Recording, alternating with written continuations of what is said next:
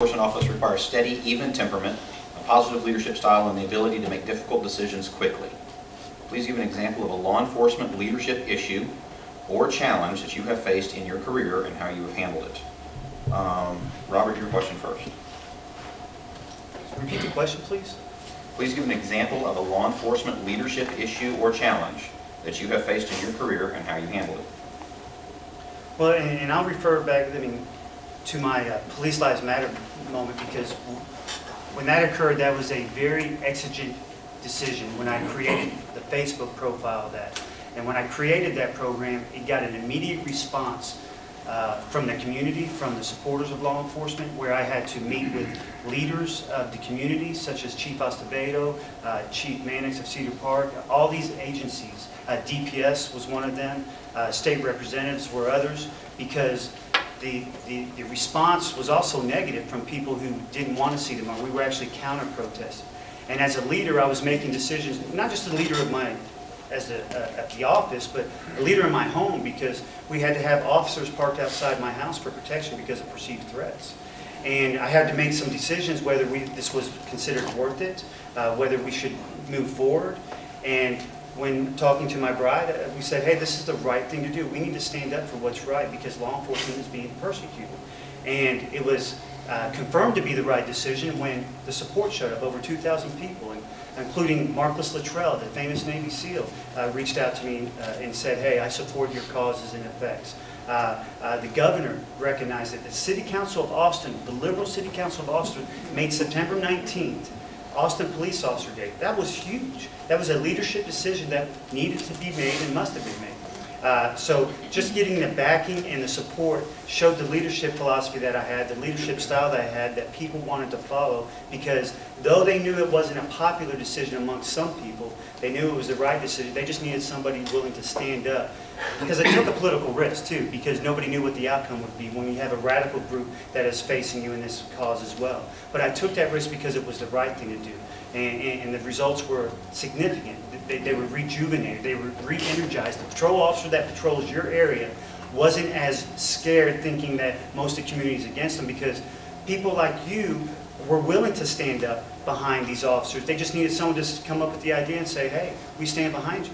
It's not the small minority of people you hear on the news. It's actually the large portion of Sun City and Georgetown and Round Rock. We do support your cause. And it was all races. It was all people, men and women. And so we currently still have a Facebook page supporting law enforcement, and we're still getting positive results. I had stories many times of emails saying, hey, Robert, I was thinking about hanging up my badge after 15 years of service, but because of this march, I feel like people do care. So those impact our community at a huge level, and it took leadership to do that. And that was a big decision, and it was an expedient decision too, by doing that within 3 weeks' time of a march that took 2,000 people from Austin PD headquarters to the Capitol. And the planning details of city permits and the state permits for the Capitol, all those things took a lot of leadership skills to do that. So. Okay, my apologies. I went out of order, and it's okay. a problem Okay. with someone named Robert and someone named Randy, and I'm just using ours. I didn't say anything, Steve. It's okay. I am sorry for going out of order. We're going to keep the order going the same way, and I'll correct it on the next one. I am sorry. I just go last again. So Randy, I'm sorry. Your question. I started to raise my hand and say you're going out of order, but I thought I'd... Well, I wish you would have corrected me. But I didn't, because I didn't want to interrupt you. I knew you were already going. Do I only get to talk about one? You got 3 minutes. You can talk about whatever you want. Well, when you're talking about decisions from a leadership position, throughout my career, where do you cut off the leadership position? As a sergeant, I made tremendous amounts of leadership decisions. As a lieutenant, as a captain, as a major, and as a major, I was over the security of the state capitol. So when you talk about security of courts, and I have experience in all phases of that kind of thing. But I'm going to step on up to when I was the chief of the highway patrol, and it's difficult to kind of pick one, because that's something I did on a daily basis, and that's something that I have campaigned on, that you need a sheriff that has the ability to make tough decisions. And tough decisions, and I'm going to start with the first one. When Hurricane Rita came into Texas, the first thing I did is, how are we going to respond to that? That was my decision. I had to determine how are we going to bring our highway patrol response to that part of the state so that we can protect the people of Texas. So I ordered up 1,500 state troopers, first of all, to come to Austin, or to stage in Austin and San Antonio and some of those areas, so that we could be prepared when that hurricane came on shore. Working in the emergency operations centers, there was a lot of discussion about how do we respond into that. And the emergency managers said, well, we want to use the National Guard first of all. You know, as soon as that hurricane hits, we want to run the National Guard in there. And I said, no, we're not going to do that. We're going to run these state troopers in there, because the people in those cities, in those counties of East Texas, they know my troopers. They know that uniform. They trust these guys. And that's the first people that need to roll into those towns to help secure them. Then we'll bring the National Guard in to provide resources and to set up for delivering ice and food and all those types of things. But the first people going to go in there are going to be these Texas Highway Patrolmen, because we want to make sure that the people feel like that give them a comfort zone. There was no power. They had nothing over there. It was totally black in that part of the state after that hurricane rolled through. So then as we rocked along a few days later, we were doing conference calls with county judges, because the county judges have to request state assistance through DPS to get their assistance for the areas that they have. And after a few days, we started hearing a lot of complaints of, well, we're not getting what we need. We're not getting what we need. We thought we were providing everything that we could or that was necessary to get into those areas. We're not getting what we need. So about 9 o'clock one morning after one of those calls, I said, well, you know, I'm tired of listening to we're not providing what they're doing. So I said, I got on a helicopter and I went to those counties that said they weren't getting what they needed, landed on the county courtyard, went in and talked to the county judge and said, Judge, what do you need? What is it we're not getting for you? 9 times out of 10, well, we're frustrated. You know, it's bad over here. We understand that, and we're doing everything we can to help you. But if you've got a certain need, let me know. Well, you're moving my highway patrol sergeant that's been here to another area, and we want to keep him here. Well, logistically, he needs to go home for a little while. You know, he's got to go shave his beard. You know, I don't let him wear beards. So, but in that situation with no power, they were growing beards and things like that. So, Thanks, sir. okay. Bill? Could you restate the question one more time? Yes. Please give an example of a law enforcement leadership issue or challenge that you have faced in your career and how you handled it. It was kind of interesting that I've had law enforcement activities in my career. The vast majority of my experiences have been in leadership across multidiscipline, multiple businesses. So focusing just on the law enforcement only would probably relate back to my actions in Panama, where I went down and started up an action that the DEA has never done before. They had never worked with computers and databases, so we were automating them. They have never worked with tactical analysis. We taught them how to do all of those actions. We coordinated with various agents around Central America to get them the training, connect them into the network. It was working with the liaison DEA agent on site, teaching them how to make use of wiretaps and how to go get a court order to get international data fed into this so that we could track communications between Cali, Columbia, and Florida. So that's kind of an example in my law enforcement side, but also I've had challenges on the other side where you do what's right and make the right decisions. A young lieutenant commander working for me when I was on the National Command staff came to me one time and said, we need to write a letter of reprimand to one of the regional commanders, a senior captain. And I looked at the facts and I said, no, this is the wrong thing to do. I said, we need to go talk to the admiral and change this. And she became terrified because the chief of staff had told her to write the letter. And I said, no, we're not going to do this. And we walked into the admiral's office and I said, sir, with all due respect, we cannot do this because we have culpability in the way these decisions were made. And we should not ruin this man's career because of putting a letter in his file. And after I explained it to the admiral, he said, you're right, we're not going to do that. So another part of management is courage to stand up to those who think they have the authority or perceived authority and do the right thing.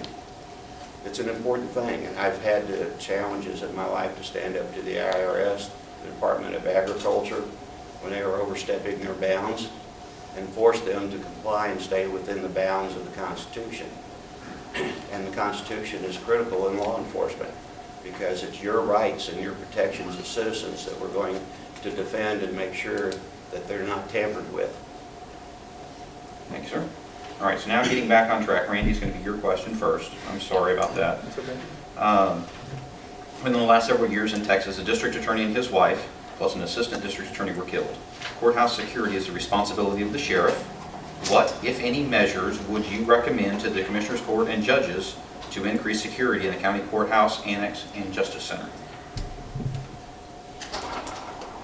Well, first of all, I don't know exactly what they're doing. I know going into the courthouse, obviously you have to go through the metal detectors and that sort of thing to get into the courts. What I'll tell you is, each time someone asks me, what would you change? My answer to them typically is, I wouldn't change anything until I had an opportunity to evaluate what's currently in place. Anybody that will tell you, well, I'm going to go in there and I'm going to change all these things before they have a chance to evaluate what's going on, will typically cause unintended consequences. And so we would evaluate that. It's certainly important. It's part of the sheriff's responsibility. And my experience in that is in about 1993, when I went to the state capitol to help start up the security that the legislature had just given us for the building and that portion of downtown Austin. I have a lot of experience in security, as far as what type of technology is there for security, what it takes to staff that security, and what are the best practices for security. I traveled all over the United States looking at different models for that, and we certainly have a great one in Texas now. All of the perimeter security and all that you see at the state capitol today, I was the one that wrote those security plans originally. Because of funding, they got scaled down, but those things happen. But I certainly had that expertise, but I wouldn't change anything until I had an opportunity to evaluate what's currently in place and what best practices we need to ensure that the people in that courthouse are safe. And for everybody, not just the judges, but the judges, the prosecutors, and the citizens that go to those courtrooms. If you have a specific threat, I was also in charge of the Governor's Protection Detail while at DPS, and have a lot of experience in threat assessment, written threat assessment, telephone call, how to evaluate, is it a valid threat or is it not, and when to react and try to provide extra security for those that you get those threats on. So, Thanks, sir. Bill? That's an interesting question. Randy's basic answer is a typical or the right answer really across any time you have a problem to go solve. 30 years in Navy intelligence, security was primary issue. I've had the highest security clearances of most any people around. But you have to go in and evaluate each situation. Even when I designed a security system for the church many years ago, you go in and look at the vulnerabilities and decide what's needed. I did that. I built the system, and it caught the people that were stealing. When I was a nuclear weaponeer on active duty, I was responsible for maintaining integrity and security and accountability of all the nuclear weapons that we had on board an aircraft carrier, as well as when it was in port. There was significant issues. And security pops up in the most unlikely places. When a few years ago we had a very important speaker that came to speak to this group called Bridget Gabrielle. She had a fatwa against her life. And we brought her in to speak, and we had an open hangar at the airport. We were going to do the presentation. Well, I put the security plan in place, recruited people of our organization that were licensed, and laid out the perimeter on how to protect this lady and what would happen in terms of egress and escape if something went really bad. And I coordinated all these activities through the Georgetown Police Department. and the police chief himself, Wayne Nero. And we had a great plan in place. Everything went well. We didn't have a breach of security. And it was a great presentation, and everybody felt safe, including Bridget. When she left, she said she had never felt more safe than any time she had done a presentation previously. So each problem has its own attributes. You have to evaluate it and decide what's necessary. And the courtroom is just another easy problem to go solve once you do the analysis. Thank you. Robert? Well, in fact, I've had some experiences with this as well. In fact, it was with Bill. Me and Bill met 3 years ago because of a security issue with the congressman. That's how me and Bill met. That's why he likes me so much. And that was with the congressman for a security detail. But one thing is, I already know what's going on with the sheriff's department. This because I've already talked to the commissioners about this. When that judge was shot in Travis County, the first thing I did, I believe it was on a weekend.